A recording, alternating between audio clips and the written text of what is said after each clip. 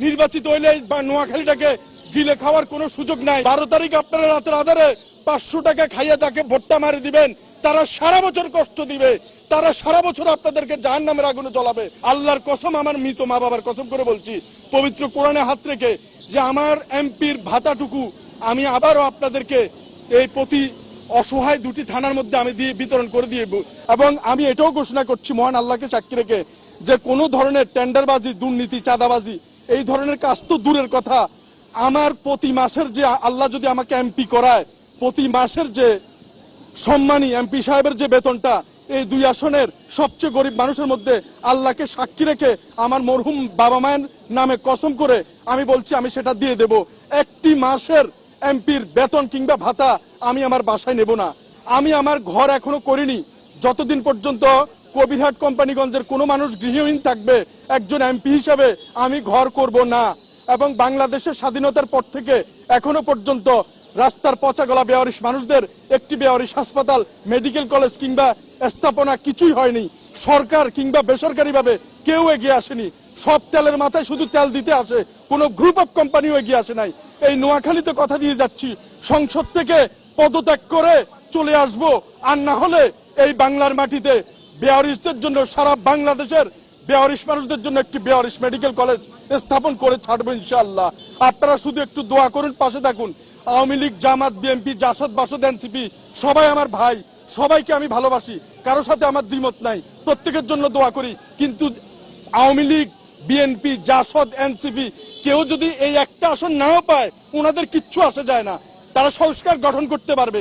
কিন্তু আমি যদি একটা আসন পাই, বাংলাদেশের সকল বেওয়ারিশ মানুষ জিতে যাবে।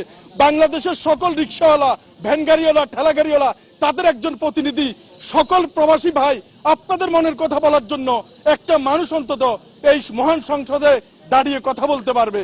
এবং আমি কথা দিয়ে যাচ্ছি, আমার কোনো অন্যায় আচরণের জন্য আমার বাবা মা সহ আমাকে নিয়ে আপনারা গালি দিতে পারবেন, কিন্তু কোনো সংসদ সদস্য তো দূরের কথা, এমপিতে দাঁড়াইছে এরকম হ্যাবিয়ট কোনো প্রার্থীর নামে যদি এখন নির্বাচনের আগে আপনি একটা কথা বলেন, আপনার মুখ ভোতা করে দেওয়ার মতো অনেক লোক আশপাশে ঘুরতেছে।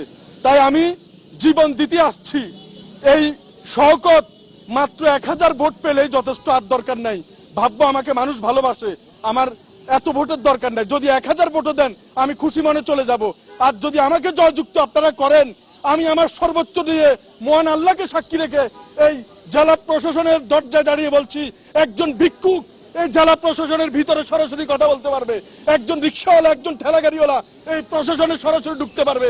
এখানে ভয় কেউ আসতে চায় না। আমি আমার জীবন দিয়ে হলেও আমি ওয়াদাবদ্ধ, এই আল্লাহকে সাক্ষী রেখে আমার মৃত মা বাবার নামে কসম করছি, যদি আমাকে আপনারা জয়যুক্ত করার চেষ্টা করেন, আমি আমার জীবন দিয়ে আমি আমার এই সম্পূর্ণ অর্জনটুকু আপনাদেরকে আমি বুঝিয়ে দিতে চাই। তাই দেশের বাহিরের যারা আছেন, দয়া করে আপনাদের পরিবারের যারা আছেন তাদেরকে বলেন, আমার কোনো হুন্ডা, গুন্ডা, পান্ডা কিছুই নেই। আজকে অনেকে পাজারু গাড়ি নিয়ে আসছে নমিনেশন পেপার দাখিল করতে, আমি এসেছি শুধুমাত্র এই পাঞ্জাবিটা আমার নতুন, এবং এই যে জুতা দেখতেছেন, এই জুতাগুলো ছিঁড়ে যাওয়া পর্যন্ত আমি আরেক জোড়া জুতা ক্রয় করি না। যখন এটা ফেলে দেওয়ার মতো হয় তখন আমি আরেক জোড়া জুতা ক্রয় করি। এবং আমাকে আপনারা নির্বাচিত করলে আমার ওই অবস্থাটুকুই থাকবে। আমার 2টি প্যান্ট, একটি কালো একটি নীল, এই 2টি প্যান্ট যখন পর্যন্ত না ছিঁড়ে তখন পর্যন্ত আমি আরেকটা কিনি না। আমার কোনো ধরনের বিলাসিতার সুযোগ নেই। আমি রাতে সবজি খাই, ভাত খাই না। নির্বাচিত হইলে বা নোয়াখালীটাকে গিলে খাওয়ার কোনো সুযোগ নাই। আমার আত্মীয় স্বজনকে কাউকে ওই উপজেলা চেয়ারম্যান, কাউকে চেয়ারম্যান, কাউকে মেম্বার, কাউকে জেলা পরিষদের কাউন্সিলর, এগুলো করার আমার কোনো সুযোগ নেই। আমার কোনো আত্মীয় স্বজন নেই যাকে আমার বসাইতে হবে। আপনারা দয়া করে এই কাজগুলো করবেন না, কারণ এখনো অনেক সময় হাতে আছে। যারা দুয়ার খুলে ঘুমাতে চান, দয়া করে একটু সুযোগ দিন আমাকে। আমি কথা দিয়ে যাচ্ছি, আপনারা দরজা খুলে ঘুমাতে পারবেন।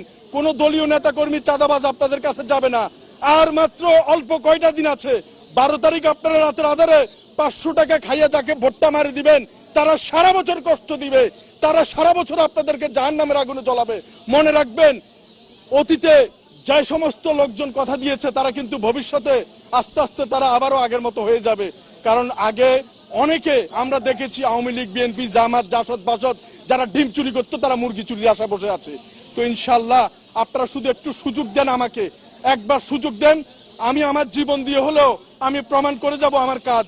আপনারা নোয়াখালী 5 আসন, সংসদীয় আসন 272, নোয়াখালী, কবিরহাট, কোম্পানিগঞ্জ এবং তৎসংলগ্ন সম্ভবত জায়গার নাম হচ্ছে নিয়াজপুর এবং অশ্বদিয়া, এই জায়গার মানুষরা যদি একটাবার আমাকে একটু সুযোগ দেন ভাই, আল্লাহর কসম, আমার মৃত মা বাবার কসম করে বলছি, পবিত্র কোরআনে হাত রেখে, যে আমার এমপির ভাতাটুকু আমি আবারও আপনাদেরকে এই প্রতি অসহায় 2টি থানার মধ্যে আমি দিয়ে বিতরণ করে দিয়ে, অ্যাম্বুলেন্স সার্ভিস 2টি অ্যাম্বুলেন্স 2টি থানায় 24 ঘন্টা ফ্রি অফ কস্টে দেওয়া হবে। 2টি দোকান 2টি জেলায় থাকবে, গরিব মানুষরা বিনামূল্যে সেখান থেকে যাতে ওষুধ নিতে পারবে। আমি শোন নয়, একজন এমপি ইচ্ছা করলে 10টা দোকান ফ্রি দিয়ে দিতে পারে। তাই আমার কোনো আত্মীয় স্বজন বডিগার্ড, হুন্ডা পান্ডা গুন্ডা লাখ লাখ টাকা কোটি কোটি টাকা খরচ করার মতো অবস্থা নাই। তাই দয়া করে যদি রাস্তার মানুষগুলোকে জিতাতে চান, বেয়ারিশ মানুষগুলোকে জিতাতে চান, তাহলে আপনারা আমার প্রতি এই আস্থাটুকু রাখবেন। এই মনোনয়ন আজকে দাখিল করেছি, মাননীয় ডিসি মহোদয় সেটা গ্রহণ করেছে। আমার প্রতীক হচ্ছে কলম। 12 তারিখ আপনারা একটা কলমে ভোট দেওয়ার জন্য সবাইকে অনুরোধ করবেন। দোয়া চাই। আসসালামু আলাইকুম।